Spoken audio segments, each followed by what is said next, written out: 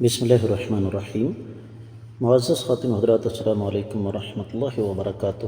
اللہ تعالیٰ کی زمین پر ان گنت لا تعداد بلکہ زیادہ تر لوگ اللہ تعالیٰ کے باغی اور منکر ہیں۔ رب کائنات انہیں فوری طور پر سزا کیوں نہیں دیتے؟ یہ ہے ہمارے آج کے قرآن مجید کے سبق کا موضوع۔ معمول کے مطابق سب سے پہلے آیت مبارکہ کی تلاوت کرتے ہیں۔ اعوذ باللہ السمیع العلیم من الشیطان الرجیم۔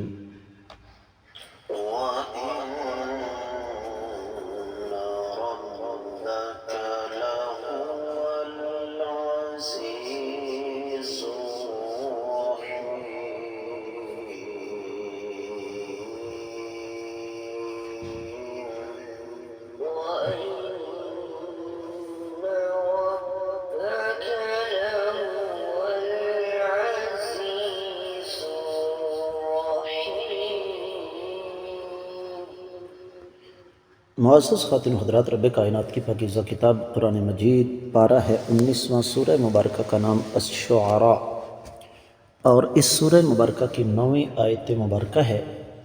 رب کائنات فرماتے ہیں وَإِنَّ، اور بلا شبہ ربک، آپ کا پروردگار، لہوا، یقیناً وہی ہے، العزیز، غالب، الرحیم، مہربان۔ بامحاورہ ترجمہ سماعت فرمائیے گا۔ اور آپ کا رب یقیناً غالب اور مہربان ہے۔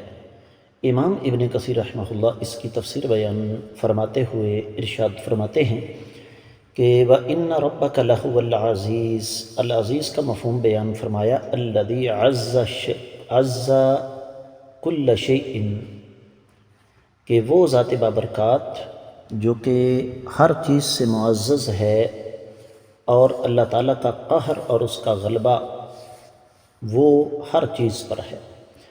الرحیم، اپنی مخلوق کے ساتھ رحم کھانے والا ہے۔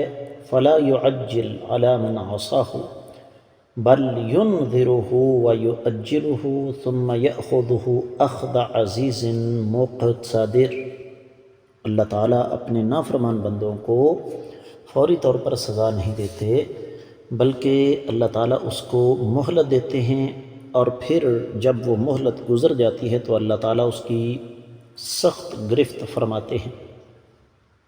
اور امام ابوالعالیہ، امام قتادہ بن دعامہ، امام ربیع بن انس اور امام محمد بن اسحاق کا قول نقل فرمایا۔ امام ابن کثیر رحمہ اللہ نے فرماتے ہیں العزیز فی نقمتہ وانتصارہ ممن خالف امرہ وعبد غیرہ، اللہ تعالیٰ انتقام لینے پر قدرت رکھتے ہیں، غالب ہیں، جو بھی اللہ تعالیٰ کے احکامات کی مخالفت کرے اور اللہ کے سوا دوسروں کی عبادت کرے۔ امام سعید بن جبیر رحمہ اللہ کا قول نقل فرمایا امام صاحب نے کہ الرحیم بمن تاب الیہ واناب، جو انسان بھی اللہ تعالیٰ کے حضور توبہ کرے، اس کی طرف رجوع کرے، اللہ تعالیٰ اس پر رحمت کرنے والے ہیں۔ معزز خاتون حضرات، تفسیر ابن کثیر میں جو کچھ بیان ہوا وہ اتنا ہی۔ آئیے دیگر کتب تفسیر کا جائزہ لیتے ہیں۔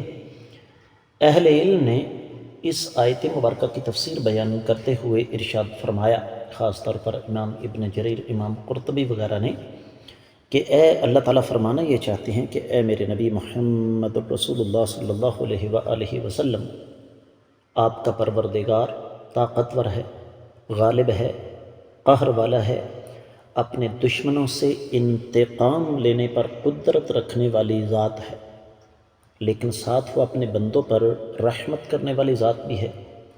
اور یہ اللہ تعالیٰ کی رحمت کا ایک نمونہ ہے کہ اللہ تعالیٰ گناہوں کی فوری سزا نہیں دیتے، بلکہ انسان کو مہلت دیتے ہیں کہ یہ توبہ کر لے، اور توبہ کر کے یہ اس مقام تک آ جائے کہ میں اپنی رحمت سے ان سب کو معاف کر دوں۔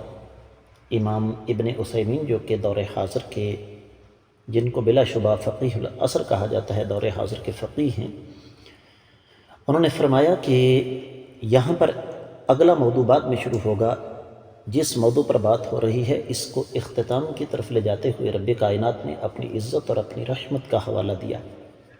بڑا قیمتی جملہ ہے، لیجمع بین الترغیب والترہیب۔ رب کائنات قرآن مجید کو اس انداز سے ہم تک پہنچا رہے ہیں کہ اس میں توازن، اعتدال اور بیلنس آ جائے۔ ایک طرف ڈراوا ہے اور ایک طرف ساتھ ترغیب بھی ہے۔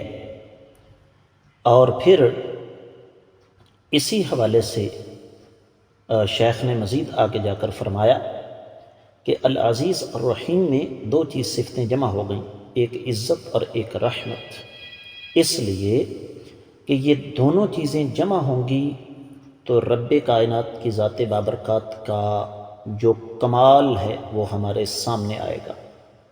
اللہ تعالیٰ اپنے غلبے کے ساتھ رحمت والی ذات بابرکات ہے، اور یہ دونوں چیزیں بیک وقت عموماً مخلوق میں جمع نہیں ہو سکتی، اس لیے کہ جو انسان غالب ہوتا ہے عام طور پر اس کا رویہ کرخت اور سخت ہوتا ہے، اس میں شفقت اور رحمت بہت کم پائی جاتی ہے۔ لیکن جب یہ دونوں چیزیں اور جو دونوں چیزیں جب جمع ہوتی ہیں تو پھر کمال صفت ہمارے سامنے آتی ہے۔ تو یہ اللہ ملک العلم رب الجلال والاکرام کا کمال ہے کہ اللہ کی ذات بابرکات میں یہ دونوں چیزیں جمع ہیں، ایک غلبہ اور ایک رحمت۔ یہ دونوں جیسے کہ اللہ رب العزت سورہ کہف کی 58ویں آیت مبارکہ میں ارشاد فرماتے ہیں وَرَبُّكَ الْغَفُورُ ذُو الرَّحْمَةِ لَوْ يُؤَاخِذُهُم بِمَا كَسَبُوا لَعَجَّلَ لَهُمُ الْعَذَابَ۔ آپ کا رب بخشنے والا، رحمت والا ہے۔ اگر اللہ تعالیٰ ان ظالموں کے گناہوں کی وجہ سے ان کا مواخذہ کرنا چاہے تو رب کائنات ان کو بہت جلدی سزا دے۔ تو یہ اللہ تعالیٰ کی کمال صفت ہے۔ میں ایک بار پھر اس بات کو یہاں دہرا رہا ہوں کہ اللہ نے یہاں پر دو چیزوں کو جمع کر دیا، اور یہی وجہ ہے کہ حافظ صلاح الدین یوسف رحمہ اللہ تفسیر احسن البیان میں ارشاد فرماتے ہیں کہ ہر چیز پر اللہ کا غلبہ ہے اور اللہ تعالیٰ انتقام لینے پر قادر ہے، لیکن چونکہ اللہ تعالیٰ کی ایک صفت الرحیم بھی ہے، اس لیے اللہ تعالیٰ فوری گرفت نہیں فرماتے بلکہ مہلت دیتے ہیں تاکہ کسی کے پاس کوئی حجت باقی نہ رہے کہ مجھے تو مہلت ہی نہیں مل سکی کہ میں توبہ کر سکتا۔ اور یہاں پر ایک اور بات جو ذہن میں رکھنے والی ہے، واحد و تفسیر میں لکھی ہے، وہ یہ کہ اللہ تعالیٰ نے یہاں العزیز کو الرحیم پر مقدم کیا ہے، اور یہ ضروری ہے۔ کیوں ضروری ہے؟ تاکہ دل و دماغ میں یہ بات راسخ ہو جائے کہ ہم نے جہنم سے پہلے بچنا ہے، جنت میں داخلہ بعد کی بات ہے، خوف پہلے ہونا چاہیے، امید بعد میں ہونی چاہیے۔ اہل علم یہ فرماتے ہیں کہ یہ جو دو آیات مبارکہ ہم نے پڑھی ہیں 8 اور 9، یہ اس سورہ مبارکہ میں مزید 7 مرتبہ ذکر کی ہیں رب کائنات نے، اس بات کی وضاحت کے لیے کہ رب کائنات نے سابقہ امتوں کو ہلاک کیا، اپنے دشمنوں سے اللہ نے انتقام لیا، تو رب کائنات جب ایمان والوں کو دشمنوں سے نجات عطا فرماتے ہیں تو یہ اللہ ملک العلم رب الجلال والاکرام کی کمال رحمت ہے۔ یہ ہے وہ بات اصل میں معزز خواتین حضرات جو یہاں سمجھنے والی ہے۔ بات کو اختتام کی طرف لے کر جاتے ہیں۔ کشف الاسرار میں یہ لکھا ہے کہ اللہ مالک العلم رب الجلال والاکرام نے ایمان والوں کا تذکرہ یا رحمت کا تذکرہ اس وجہ سے کیا کہ اللہ تعالیٰ کے عذاب کی گرفت میں آنے والوں کی تعداد اللہ تعالیٰ کی رحمت سے جنت میں جانے والوں کی نسبت کم ہے، اس کے ساتھ یہ آج کا سبق ہوتا ہے مکمل۔ اجازت چاہوں گا۔ السلام علیکم ورحمۃ اللہ وبرکاتہ۔